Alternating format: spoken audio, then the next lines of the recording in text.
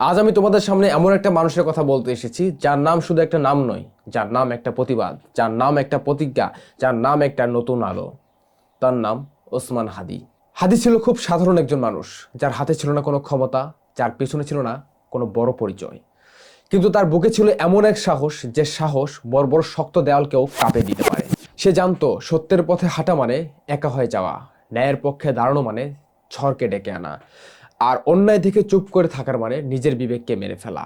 তবু সে থামেনি, কারণ সে বিশ্বাস করত চুপ থাকা যদি শান্তি হয়, তাহলে এমন শান্তি আমার চাই না। আমি এমন শান্তি চাই যেখানে কোনো অন্যায়ের জায়গা নাই।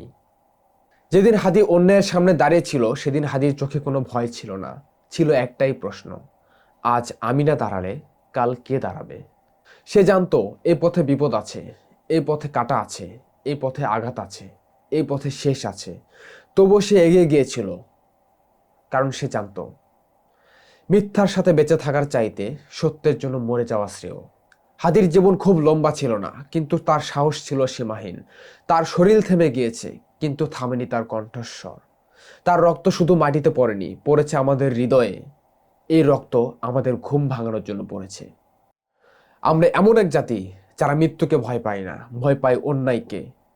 মৃত্যু একদিন আসবেই, কিন্তু কাপুরুষে বেঁচে থাকা প্রতিদিন মৃত্যুর চেয়ে ভয়ঙ্কর।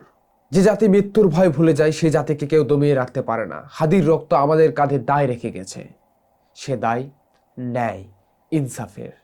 হাদি মরেনি, হাদি বেঁচে আছে আমার, আপনার মাঝে।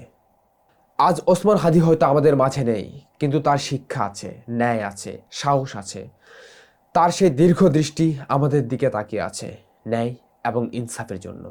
আজ প্রশ্ন একটাই: আমরা কি শুধু গল্পই শুনবো, নাকি হাদির মতো অন্যায়ের বিরুদ্ধে ন্যায়ের পক্ষে দাঁড়াতে শিখব? হাদি হয়তো চলে গেছে, কিন্তু হাদির পথ এখন আমাদের। তাই অন্যায়ের বিরুদ্ধে এবং ন্যায়ের পক্ষে দাঁড়িয়ে আমার শেষ কথা একটাই: হাদি হত্যার বিচার চাই। ইনকিলাব জিন্দাবাদ।